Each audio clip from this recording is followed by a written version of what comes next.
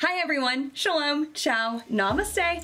I am Ilana, aka Elmar Superstar, and welcome to my channel. This is PCP Pop Culture Psychology Television Analysis Edition. This is part 2 of my series on Squid Game. I had so much to say that I couldn't limit myself to just one video. Plus, I bought 2 hoodies, so I had to do a second video. In part 1, I discussed the strong suits of the show as well as character analysis. Today we are going to be getting into the nitty-gritty, the problem areas and where a second season could go, as well as unpopular opinions. Some of the opinions I'll be discussing in today's video are quite unpopular, including that I think Gi-hun and Sae-byeok's relationship had some romantic undertones. I explain my logic behind this later on, but when I watch something, I go all in with my gut feelings. I decided that Kalho Naho definitely ranks up there with Bohemian Rhapsody and Me Before You, that it's such a powerful viewing experience that you kind of don't need to watch it again. However, with that being said, I've seen it like 4 times. That's another reason why this film resonates so much with me. It is one of the most beautiful scores that I have ever heard, and I get chills every single time I hear it. I felt a spark between the two of them since the very first time I watched Squid Game, and having watched for the 10th go around at the time of making this video, I still feel this way. My alternate reality for Gi-hun and Sae-byeok as a couple is that they live in Portland, they dress alike, on the weekends they go to record stores and Starbucks and bookshops, and he helps launch her modeling career on TikTok. And why do I keep doing this with my hands? I don't know. Another thing I wanted to touch on before we get started is that I think it was a big mistake not to have an immediate influx of merchandise upon release. The first thing I did after watching Squid Game was hop online and try to get a hoodie or a coffee cup. As you can see behind me, I have quite the collection, and I couldn't really find anything. I can also understand why they didn't have a lot of merch, as this is a show that is intriguing for kids. I can speak from personal experience with my nieces. I do not think that Squid Game is a show that small children should be watching, and we are aware of how it has impacted a younger demographic. Hopefully, by the time the second season rolls around, there will be more merchandise following the hype's revival. This is what happens with trends. They peak and the hype dies down, but the bigger curiosity revolved around what was going to dethrone Squid Game for the #1 spot in the Netflix top 10, which ended up being the erotic psychological thriller series You. It's pretty ironic considering that Squid Game beat and then was beaten out by the romance genre, even though, as I have mentioned in this series, the show does have its own sense of romance and sex appeal. Just like part 1, this video will have major Squid Game spoilers, but I advise you, as my audience, to watch the series in its original language and form your own perspective. With that, ladies and gentlemen, boys and girls, dogs and cats, I am so proud to present to you Squid Game, Primetime's Parasite, Part 2. And let the games begin. People can be pleased some of the time, but they can't be pleased all of the time.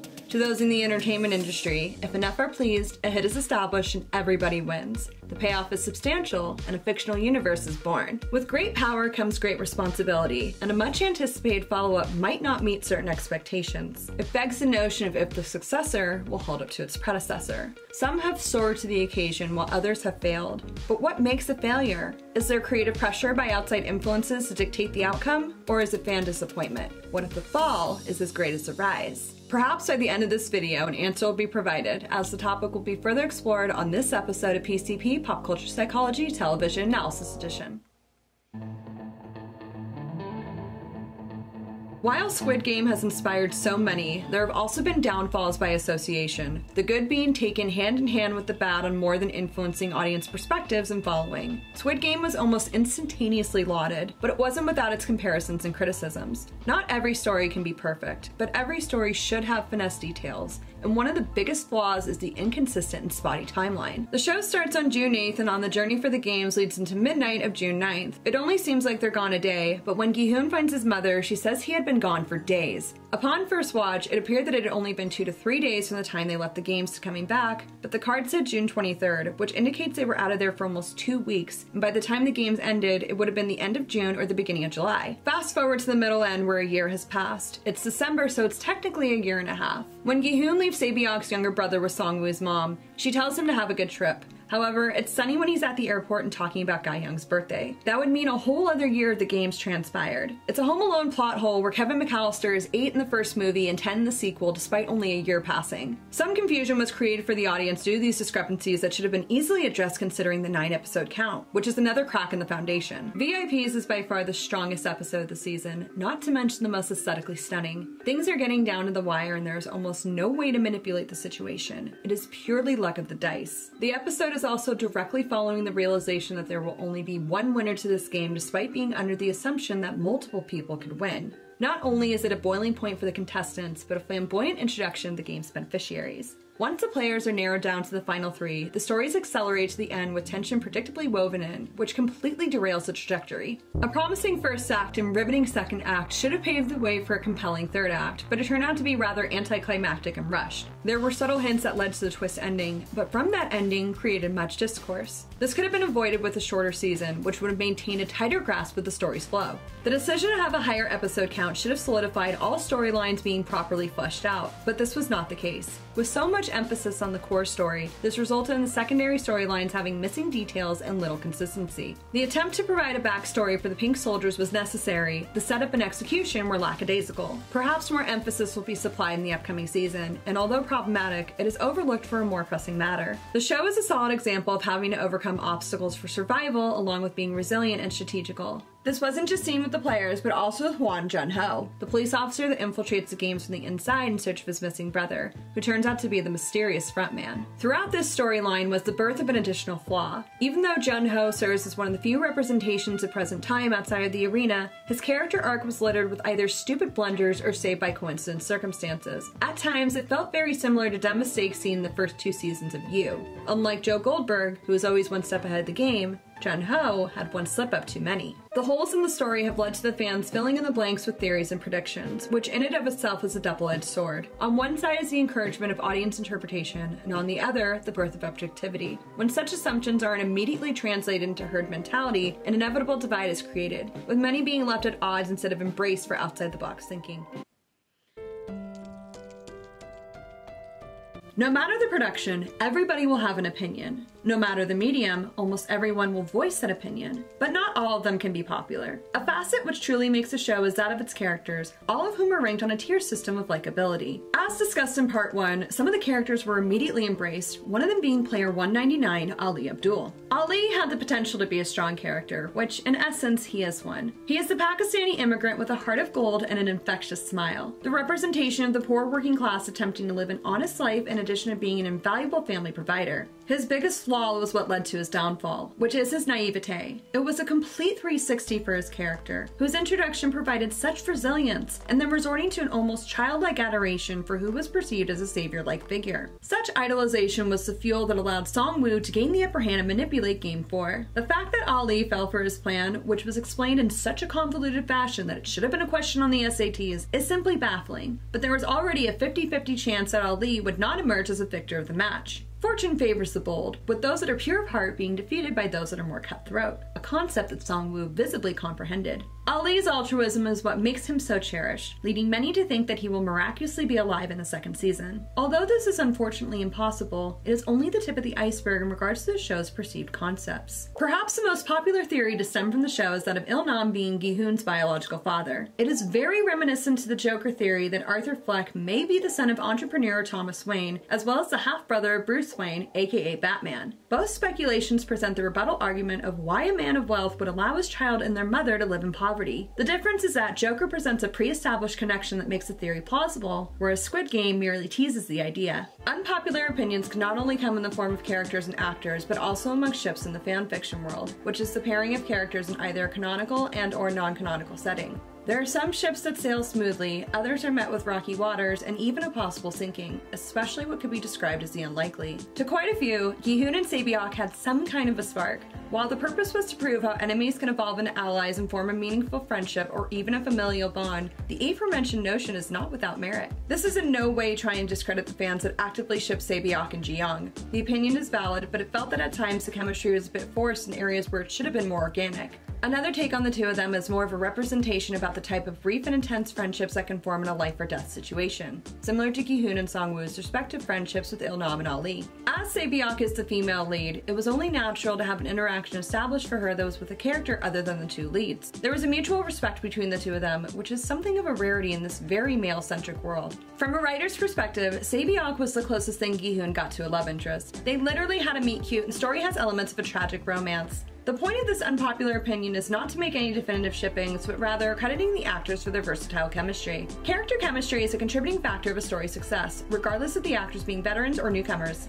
Jung became the breakout star of the show, with such recognition deserved from a truly special debut. It is incredibly likely that 2021's It Girl will either make the Time 100 or be dressed by Louis Vuitton for the Met Gala. Similar to other international debuts, this introduction provides the desired aha moment from having witnessed the ingenue's star potential. With that being said, although an impressive launch, it is not necessarily a strong enough performance to garner the top honors, and such a win can be considered underwhelming. To reference the previous episode on Cats, another international debutante opposite a renowned superstar parallels Jung, which is Deepika Padukone. Deepika made a dazzling debut with 2007's Om Shanti Om, even playing a double role. In its valiant effort, the performance is still a bit green, which is only naturally expected from a beginning actor. Over time, not only has Deepika evolved into a truly dynamic thespian, but she is now amongst the world's leading actresses. Gi-hun is full of promise, and with a bit more polish, she will become a truly great actress. But there was another standout female performance that should have received equal praise. Kim Joo-young was clearly the stronger performer, with a more refined character balance, especially being one of the major sources of levity amongst the contestants. Han Min-yo is another compelling character of the series, her desperation and melodrama strangely adding to her likability. Another standout aspect of Min-yo's storyline was her toxic tryst with the villainous Deok-soo, in which she ended up getting the last laugh. Nonetheless, she is often overlooked in favor of Kang Sae-byeok. This hype could be considered an example of a character being intriguing over the actual character portrayal itself, with the hyperfixation and obsession dangerously bordering on toxic fan culture. It just makes me upset when people try and push the boundary. And I just wish people were more respectful. I will take a picture with you, but when you push the boundary and you try and fight me on it,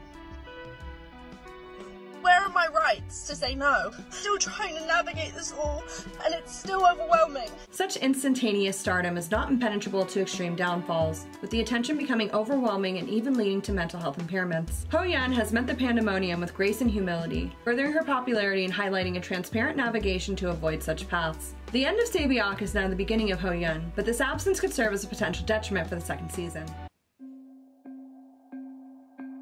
Netflix is eager to expand upon the Squid Game universe, which could tailspin into becoming more about appealing to the masses and monetary gains rather than artistic integrity. To have the show be an anthology series or a follow-up prequel going deeper into the origins of this world instead of the future would have been preferable, but this will not be a standalone. Squid Game is an absolute Cinderella story, with achievements inspiring the believers to continue making their own dreams and soar to new creative heights. Nonetheless, such triumph can also lead to the possibility that the show could become a victim of its own success, which is something that has happened once upon a show before. Another beautiful diamond in the rough from Netflix comes to mind, and that is Stranger Things. The first season, like Squid Game, featured a dark atmosphere, but this show had a supernatural element attached and is being told through the eyes of both children and adults, filled with essences of Steven Spielberg and Brian De Palma. With a finely executed story, Stranger Things could have ended with one season, but it was only logical to expand upon this brave new world. The second season was another chance to neatly wrap up the series, but due to increasing recognition, the show was renewed. A global pandemic was certainly not anticipated for this or any show, but the story has now been dragged out even further, and it will create some continuity issues. Stranger Things has the advantage of the majority of its cast returning every season, which keeps the fans coming back, and this is an area that might become an inevitable collapse for Squid Game. Half of the fan favorites are gone, and this will most likely cause disappointment when these characters do not return the desired or expected capacity. Despite the continuation of other characters as well as the possibility of new storylines, it begs the question of if Gi-hun is enough to carry this show. As discussed in part 1, Gi-hun is a flawed protagonist that has resulted in a split audience perspective, which includes differing viewpoints on whether or not he should have won the games. It was never a question that Gi-hun wouldn't win, with some indications even going as far as to say he was picked to be the winner from the start. One of the purposes of the other characters are stepping stones to aid Gi-hun in his victory. Even if there had been multiple winners, a single season, or an anthology series, Gi-hun is Squid Game's boomerang, with the story starting and circling back on him. The season finale bursts an additional quip when Gi-hun makes a last-second decision to go after the games rather than board the plane to visit his daughter, a move that has been met with near unanimous disdain. There is only one explanation for this predicament, one sound of mind answer to his actions, and that is simply because he fucking had to. As much as a happy ending is desired, it won't be occurring anytime soon. Gi-hun is not in the right place mentally to be a fit father for Gi-young, let alone being a functional member of society. After winning the games, Gi-hun further went into a downward spiral, not only from witnessing such horrific events, but also dealing with his mother's death and now survivor's guilt knowing his win was at the cost of so many lives. It is for this reason when the show comes back for a second and potentially third season that he is able to find some much needed mental clarity. Gi-hun truly is a special character, one whose spirit has been totally broken by a cruel twist of fate. There is more than the motive of bringing down the games. These are the steps Gi-hun needs to take in order to conquer his demons, for his bittersweet symphony to become a happy melody, and evolve into the person he wants to be, not only for himself, but especially those around him. As far as Squid Game itself, very little has been revealed and the uncertainty of when a second season will come to fruition is looming, with current aspirations set for a 2024 return. Hopefully with additional resources and mindfulness of the writing process, a balance of transparency within the story can be achieved. Some shows know exactly when to turn out the lights, while others lose themselves in the tidal wave, and then there are the ones that were deprived the chance of a satisfying closure. One can only wish that this magnificent little gem will not lose its sparkle.